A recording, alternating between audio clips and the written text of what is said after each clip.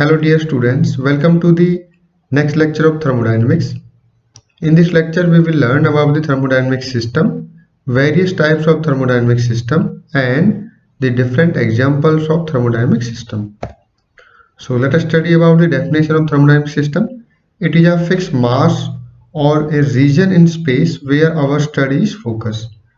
Thermodynamic system एक fix mass या fix reason होता है स्पेस में जहां पर हम अपनी स्टडी को फोकस करते हैं। अब इसको हम एग्जांपल से समझते हैं। इस डेफिनेशन को आप दो पार्ट में डिवाइड कर सकते हो, fix mass and fix region in space. So पहले फिक्स मास का एग्जांपल को हम समझते हैं। मान लीजिए कोई सर्विस स्टेशन है जहां पर ये ऑब्जेक्ट्स हैं जिनकी सर्विस होनी है।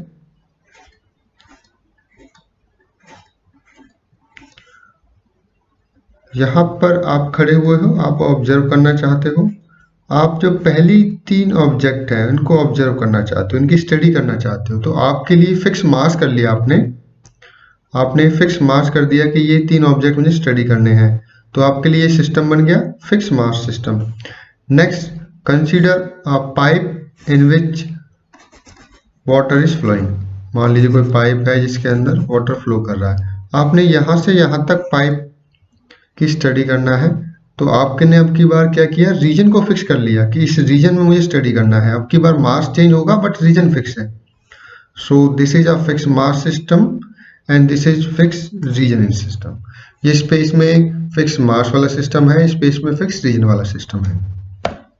Next is surroundings. सराउंडिंग्स क्या होती है कि जो भी सिस्टम के अलावा स्पेस में होगा उसे हम सराउंडिंग्स बुलाएंगे।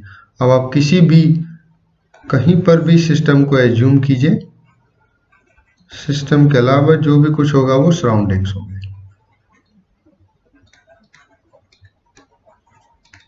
डिपेंड करेगा कि सिस्टम आपने कहाँ पे लिया है, तो सिस्टम के अकॉर्डिंग सराउंडिंग की डेफिनेशन चेंज होती है।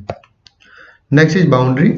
बाउंड्री इज अ रियल और imaginary surface that separates the system and surroundings.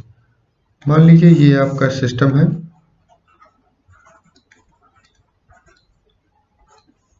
आपके सराउंडिंग्स हैं। अब जो इनको सेपरेट करेगा वो बाउंड्री होगी।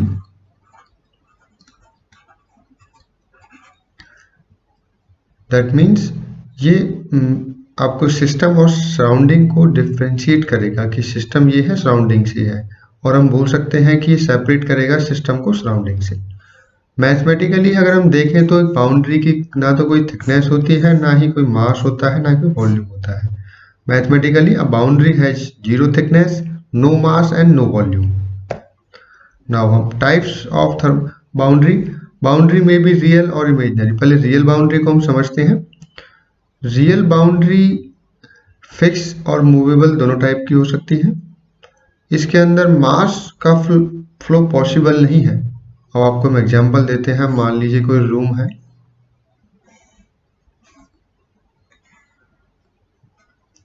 इस रूम में आपने अपना सिस्टम को कंसीडर किया।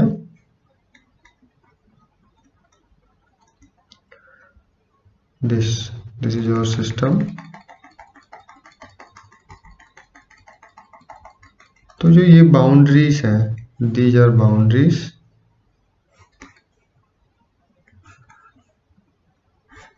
They are real boundaries. They are real boundaries.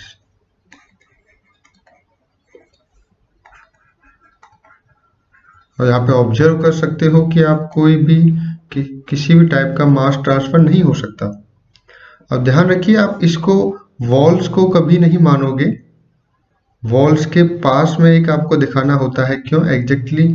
कि वॉल्स का तो अपना एक डेफिनेट क्या होती है, मास होता है, वॉल्यूम भी होता है। तो आप डॉटेड में क्यों दिखाई जाती है? क्योंकि मैंने आपको अभी बताया कि जो बाउंड्री होती है उसकी ना तो कोई मास होता है, ना कोई थिकनेस होती है। इसीलिए नॉर्मली हम क्या करते हैं, जो वॉल्स को ही कंसीडर कर लेते हैं रूम। जो वॉल्स के पास में डॉटेड लाइंस दिखाई जाती हैं उनको हम कंसीडर करते हैं बाउंड्री। ठीक है, कब तो ये मिस्टेक नहीं करनी है। Next, imaginary boundary. Imaginary boundary के में हम कुछ एज्यूम करते हैं कि ये बाउंड्री, एक्चुअल में बाउंड्री नहीं होती वहां पर कुछ भी। और मास का फ्लो वहाँ पे पॉसिबल होता है। अब ये एग्जांपल मैंने आपको पाइप फ्लो में दोबारा से आपको दिखाता हूँ।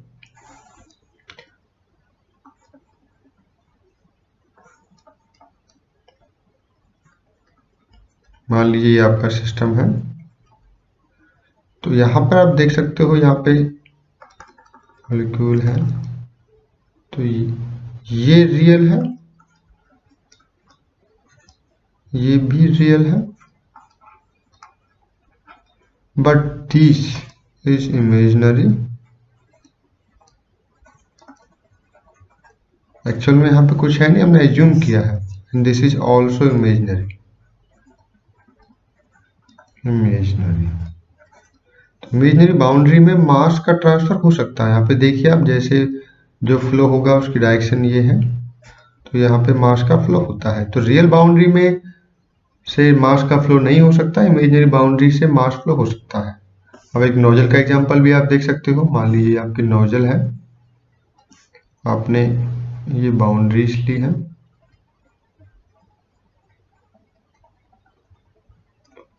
तो ये वाली बाउंड्री आपकी क्या है, इमेजिनरी है।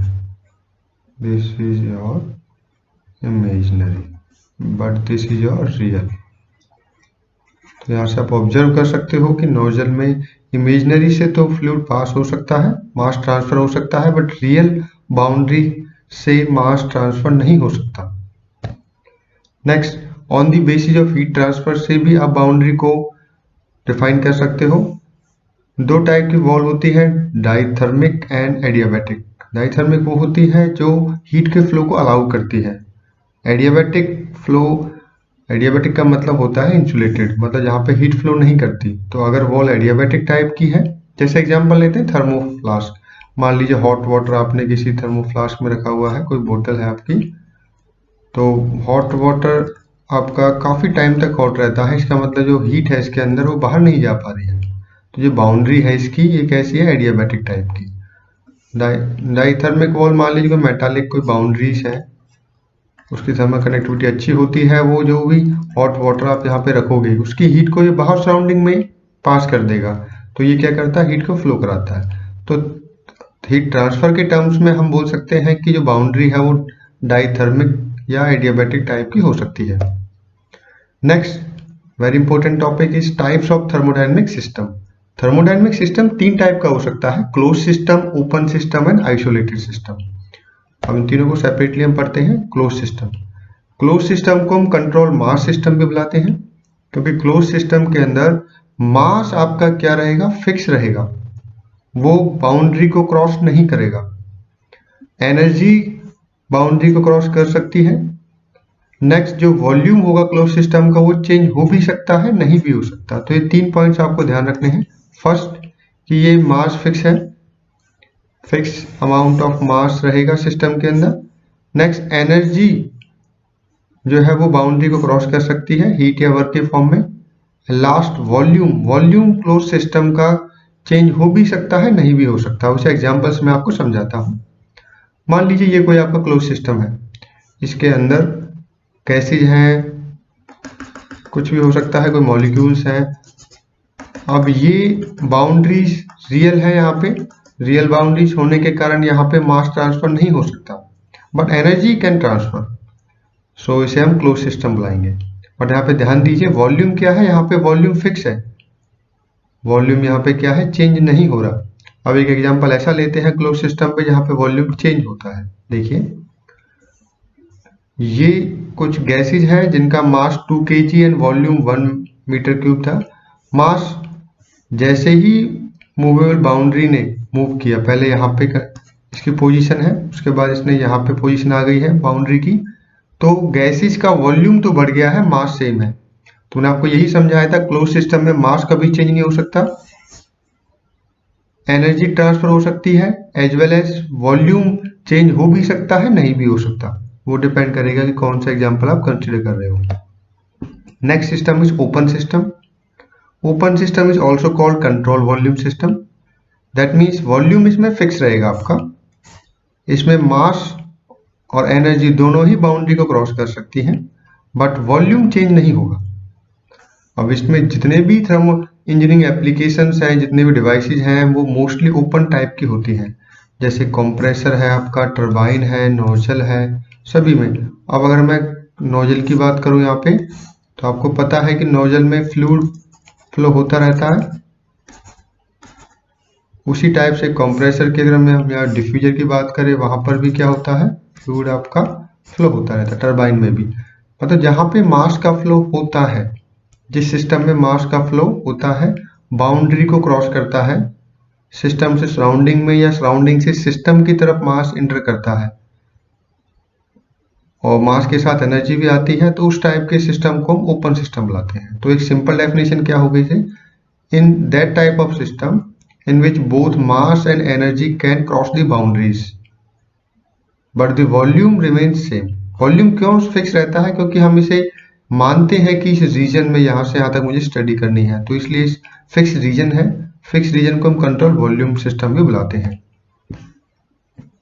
सो most of the engineering problems are open type of system होती हैं। अब ये एग्जांपल आप इसका भी देख सकते हो, नोजल है, कंट्रोल वॉल्यूम है, ये इमेजिनरी बाउंड्री है, मैं आपको पहले बता चुका हूँ इस एग्जांपल को, ये रियल बाउंड्री है। अब इसमें क्वेश्चन आता है, सर हमने ये क्यों बाउंड्री नहीं मानी, क्योंकि इसका एक अपना क्या है, थिकनेस है। आपको डॉटेड में क्यों हम लेते हैं, क्योंकि इसमें थिकनेस भी 0 दिखानी होती है आपको, ठीक है। आप जैसे इस केस में आप इसको भी बाउंड्री ले सकते थे, पिस्टन को, बट आप लेते नहीं है, क्यों, क्योंकि इनकी तो अपनी थिकनेस होती है कुछ, तो डॉटेड में इसलिए दिखाया जाता है, इससे ये रिप्रेजेंट हो रहा है कि इसकी थिकनेस भी नहीं है, मास भी नहीं है, वॉल्यूम भी नहीं है। अब एक एग्जांपल लेते हैं, मान लीजिए कोई वाटर हीटर है, जिसे हम गीजर भी बुलाते हैं। ये ओपन सिस्टम होता है। कैसे, देखिए गर्म पानी हम करते हैं सर्दियों में, कैसे होता है, आप कोल्ड वाटर को इन कराते हो, आपको हॉट वाटर मिलता है। कैसे मिलता है वो, आप हीट की सप्लाई करते हो, इलेक्ट्रिकल हीटिंग यहाँ पे होती है।